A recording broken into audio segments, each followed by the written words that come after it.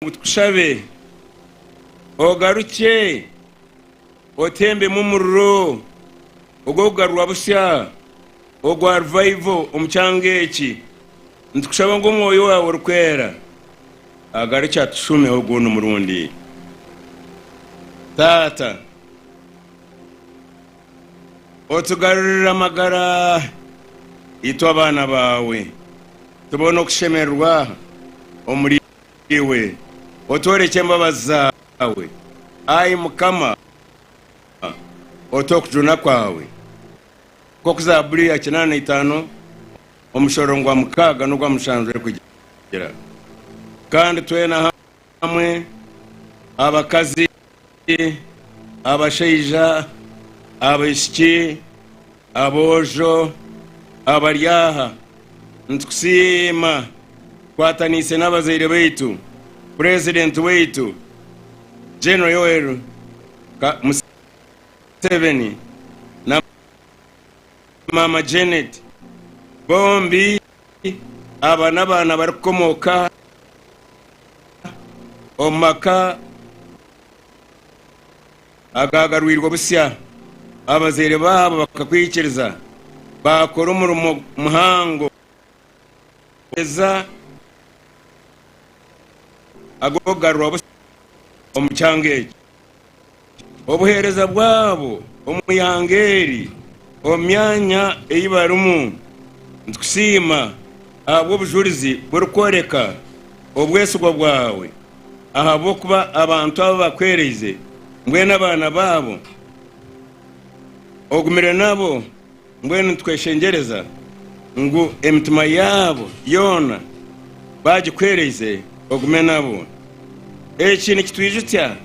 ebigambo byawe byagambirwa mugabe Daudi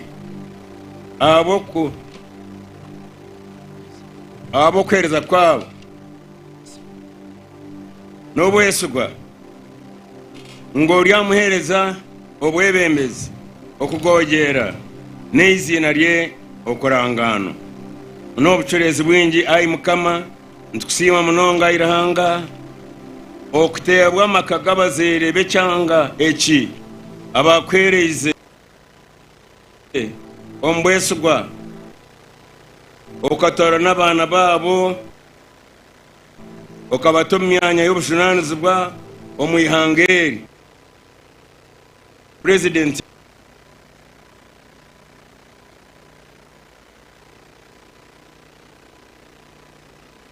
arikuruga maka abana abo n'abebembezi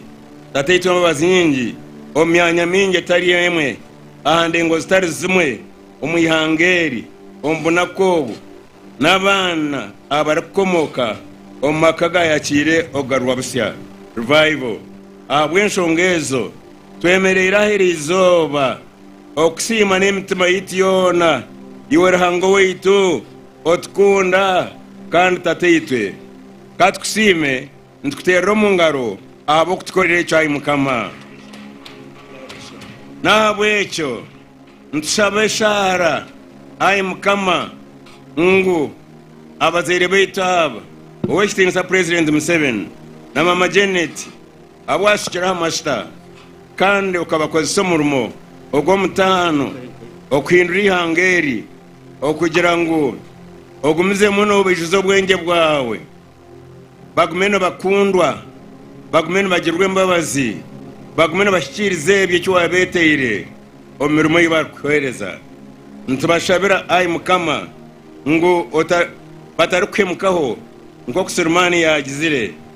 akakwemukaho ntubashabira ayi mukama neitwe ntweshabira ngo tutarukurebya kwereka tugumizemu nitutwara omurimo ogwo garwa busya omumaisho ntubashabira amani ntubashabira oburinzi babaharubo ayi mukama otarabaho omukono gwawe neka yabo yona n'ihangeri okukyakwendera kwabo obayinire embabazi nyingi ahabwo ekitiinisa ky'izina lyawe twakushaba ntweshengereza oturire ayi mukama netwehayo twena baterandaha twena korga aha tugende tugarurira obusya ogambire n'emitima yitu mukama wajeza wachemeza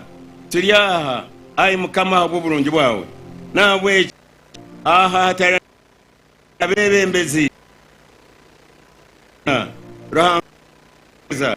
abarebereza baitu abarisa baryaha ababuruzi benjiri entumwa abasheija abakazi eminyeto abashwereine abatashwereine abebembezi b'amadini ab'ebyobutegeki na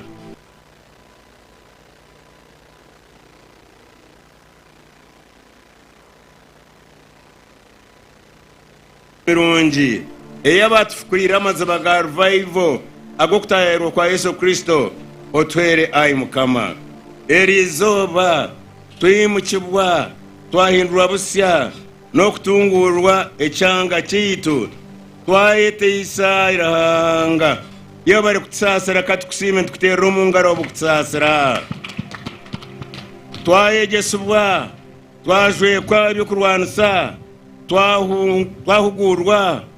kandi mukamaranga otwere kugunjaho no kutaho ebirikureeta obutungi okurwa mu butungi oburahanga yatwire omuyanga lyitu tureke kushisha omwanya no kukozesa kubi omwanya twayete isobunafu twayete isobutakora ebyona twabishaba nuturabo mu izina erikiragandi erya Yesu Kristo mukama wetu. Amina. Mzee and Mama, you can sit. Let me leave the others to remain standing. This is, I've called Bishop Kwefuga. Kwefuga is going to do something else. Abantu katsigare twemereire kandi Bishop Kwefuga aine kindi cyari kwenda gukora. He is going on behalf of the children who come from this land. Ahaba bana barukurwa mu cyanga iki who have not been faithful. Ababayire batarabetsugwa. Every time you as a child you may think what you are doing is yours only, but for example if you go in Congo and do something wrong, what you do will not only affect you, it will affect your children, but it will also affect the land where you come from. Any of your children who go and do any atrocities anywhere, they don't affect them only. They also affect the land where they come from. So we are using this opportunity now. And Bishop Kwefuga agenda kuyimirira wano on behalf of abana bamwe bonna bava mu kitundu kino. On behalf of the children ababa mu land, Ankole land. Some of them you sent them, you didn't send them to do the things, but the moment they do them, whatever they do represents the land where they are coming from. So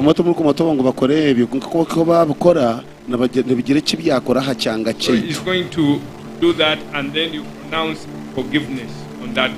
behalf.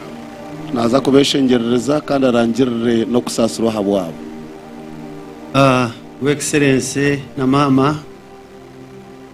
simarahanga habu izoberi ukuritereza kandi nkabebembeza baitu kore mikoro butosha iye kanisa tugire nterano onkogu gubayira umukoro gw'ekitini samunonga abo Pastor Patience kandi turebera umukono gwarahanga buriya bwe niza kushaba kandi nintwara umugugu Daniel akatwara umugugu okushabira ihangari ensege tugire kureba Uganda abaho abantu abebembera abandi bakabakora